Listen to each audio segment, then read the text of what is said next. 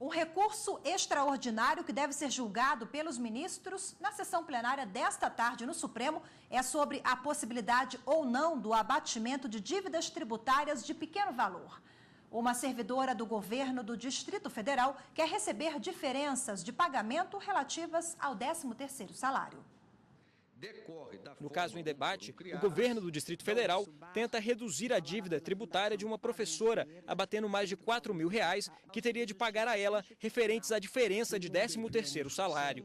O Tribunal de Justiça do Distrito Federal rejeitou a compensação, alegando que este tipo de abatimento só é possível em precatórios e não em requisições de pequeno valor. A grande discussão é em relação ao parágrafo 9º do artigo 100 da Constituição, que fala apenas em precatórios de forma genérica. Este caso possui repercussão geral reconhecida e a decisão do STF pode ter efeito na arrecadação do país inteiro.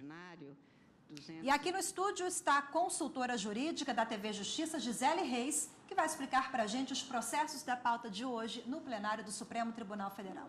Gisele, boa tarde. Boa tarde, Rafaela. Boa tarde a todos. Sobre esse caso que vimos agora na reportagem, existe alguma diferença entre as RPVs, as requisições de pequeno valor, e os precatórios? Existe, sim. Os dois dizem respeito a pagamento de decisões judiciais transitadas em julgado, em que a Fazenda Pública, seja ela federal, estadual, distrital ou municipal, é condenada a pagar um determinado valor. Então, existem duas maneiras desses débitos serem pagos. Ou se dá por meio de precatório, ou se dá por meio de requisição de pequeno valor. A requisição de pequeno valor é um procedimento mais simplificado para o pagamento e recebimento desses débitos. Existe, a partir do momento em que se tem uma condenação de até 60 salários mínimos, o próprio juiz determina, encaminha uma requisição ao ente que foi condenado, ao ente devedor que foi condenado a pagar, para que ele efetue, dentro do prazo de até 60 dias, o efetivo pagamento, sob pena de serem sequestrados bens para garantir o pagamento dessa dívida. Agora, o repórter citou um dispositivo, eu queria que você explicasse um pouquinho, é o parágrafo 9º da Constituição? Parágrafo 9º do artigo 100 da Constituição Federal. Existe uma previsão de que no momento em que se tem um precatório judicial, existe a obrigatoriedade de compensação desse precatório com possíveis débitos do credor.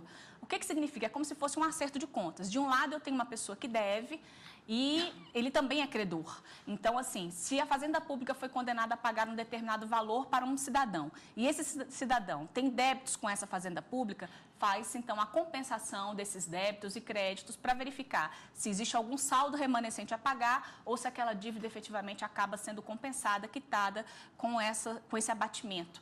Então, a própria Constituição estabelece essa obrigatoriedade no que diz respeito aos precatórios judiciais. Inclusive, o próprio tribunal, antes de expedir o precatório, ele determina que sejam informados, que seja informado ao próprio tribunal se há ou não algum débito daquele credor em relação à Fazenda Pública.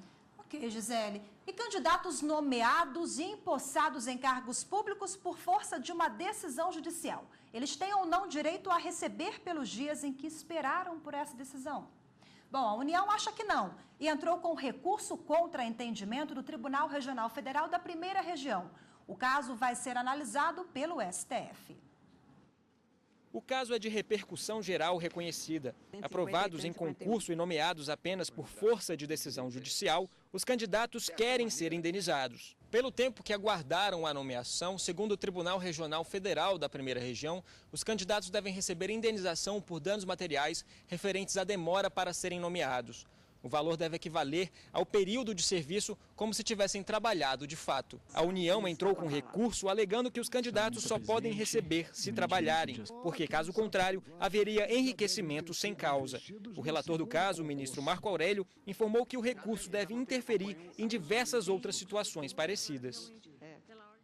Agora, Gisele, queria que você esclarecesse se, nesse caso que vimos agora da reportagem do Dalai, o valor que corresponderia à indenização. Isso vai valer também para aquelas pessoas que já exerciam outros cargos, outras funções? Bom, de acordo com o tribunal que decidiu, o tribunal inferior, essa indenização deveria ser abatido o valor que aquele candidato recebeu a título de atividade privada ou o valor que ele recebeu a título de exercício efetivo no cargo público inacumulável. Então, deveria ser abatido essas situações. Agora, Gisele, a pergunta que não quer calar. A decisão de hoje, possível decisão, né, se o caso for julgado, ela vale também para os demais casos? E interessa muita gente, né, Rafaela? Essa decisão vai valer sim para os demais casos, porque ficou reconhecida a repercussão geral, que é o instituto jurídico criado com a emenda constitucional 45 de 2004, que foi inserido no texto da Constituição Federal. E a partir desse instituto, o Supremo Tribunal Federal, então, ele seleciona um recurso que é representativo de uma controvérsia. Neste caso, este foi o recurso escolhido e os ministros vão julgar. Essa repercussão geral, ela é admitida por meio de um plenário virtual, não é um plenário físico normalmente. E para se rejeitar a repercussão geral, são necessários no mínimo 8 votos de ministros que rejeitam a repercussão. Como neste caso foi reconhecida a repercussão geral, essa decisão, então, será aplicada para todos os demais casos semelhantes que estão em tramitação no Judiciário brasileiro.